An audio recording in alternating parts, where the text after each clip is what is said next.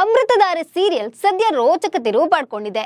ಜೀವ ಹಾಗೂ ಮಹಿಮಾಳನ್ನ ಒಂದು ಮಾಡಲು ಭೂಮಿಕಾ ತವರು ಮನೆ ಸೇರಿದ್ಲು. ಗೌತಮ್ ಜೊತೆ ಸೇರಿಕೊಂಡು ಹುಸಿ ಮುನಿಸಿನ ಡ್ರಾಮಾ ಮಾಡಿದ್ಲು. ಇದೀಗ ಮಹಿಮಾ ಜೀವ ಒಂದಾಗಿದ್ದಾರೆ. ಭೂಮಿಕಾ ಮತ್ತೆ ದಿವಾನ್ ಮನೆಗೆ ಸೇರಿದ್ದಾಳೆ.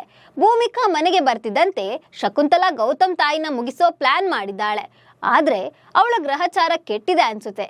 ಇದೀಗ ಭೂಮಿಕಾ ಕೈಗೆ ಸಿಕ್ಕಿ ಬಿದ್ದಿದ್ದು ಸರಿಯಾಗಿ ಏಟು ತಿಂದಿದ್ದಾಳೆ. ಹಾಗಾದ್ರೆ ಗೌತಮ್ಗೆ ತಾಯಿ ಸತ್ಯ ಗೊತ್ತಾಯ್ತಾ?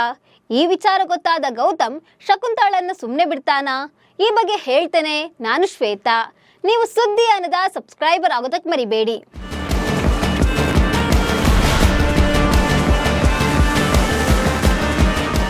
ಗೌತಮ್ ಶಕುಂತಲಾಗೆ ತನ್ನ ಲೈಫ್ನಲ್ಲಿ ವಿಶೇಷ ಸ್ಥಾನ ಕೊಟ್ಟಿದ್ದಾನೆ. ಆಕೆಯನ್ನ ಅಮ್ಮ ಅಂತ ಕರೆಯೋದಲ್ಲದೆ ದೇವರಂತೆ ಪೂಜಿಸ್ತಾನೆ. ಆದ್ರೆ ಶಕುಂತಲಾ ಮಾತ್ರ ಗೌತಮ್ ಹಿಂದೆ ಕತ್ತಿ ಮಸಿಯೋ ಕೆಲಸ ಮಾಡ್ತಿದ್ದಾಳೆ. ಅವನನ್ನ ಮುಗಿಸಿ ಆತನ ಆಸ್ತಿ ಹೊಡೆಯೋ ಪ್ಲಾನ್ ಮಾಡ್ತಿದ್ದಾಳೆ. ಇದೀಗ ದಿವಾನ್ ಮನೆಗೆ ಗೌತಮ್ ಅಮ್ಮ, ತಂಗಿ, ಆಕೆ ಮಗಳು ಬಂದಿದ್ದಾರೆ. ಎಲ್ಲಿ ತನ್ನ ರಹಸ್ಯ ಬಯಲಾಗುತ್ತೆ ಅನ್ನೋ ಭಯ ಶಕುಂತಳನ್ನ ಕಾಡ್ತಿದೆ. ಹೀಗಾಗಿ ಆಕೆ ಗೌತಮ್ ತಾಯಿಯನ್ನ ಮುಗಿಸೋ ಪ್ಲಾನ್ ಮಾಡಿ ಸಿಕ್ಕಿ ಬಿದ್ದಿದ್ದಾಳೆ.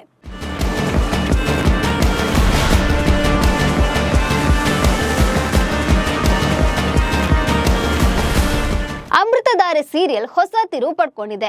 ಮಹಿಮಾ ಹಾಗೂ ಜೀವಾರನ್ನ ಒಂದು ಮಾಡಲು ಮಾಡಿದ್ದ ಪ್ಲಾನ್ ಸಕ್ಸಸ್ ಆಗಿದೆ. ಮಹಿಮಾ ಜೀವನ ಮನೆ ಸೇರಿದ್ದಾಳೆ. ಈತ ಶಕುಂತಲಾ ದೇವಿ ತನ್ನ ಮಗಳನ್ನ ದಾಳವಾಗಿ ಇಟ್ಕೊಂಡು ಭೂಮಿಕಾಳನ್ನ ಈ ಮನೆಗೆ ಬಾರದೇ ಇರುವ ಹಾಗೆ ಮಾಡ್ಬೇಕು ಅಂತ ಅನ್ಕೊಳ್ತಾಳೆ.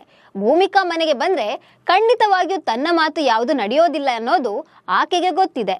ಹೀಗಾಗಿ ಭೂಮಿಕಾಳನ್ನ ಈ ಮನೆಗೆ ಬಾರದಿರುವ ಹಾಗೆ ನೋಡಿಕೊಳ್ಳಲು ತುಂಬಾ ಪ್ರಯತ್ನ ಪಟ್ಟಿದ್ಲು. ಆದ್ರೆ ಭೂಮಿಕಾ ದಿವಾನ್ ಮನೆಗೆ ರೆಬಲ್ ಆಗಿ ಎಂಟ್ರಿ ಕೊಟ್ಟಿದ್ದಾಳೆ.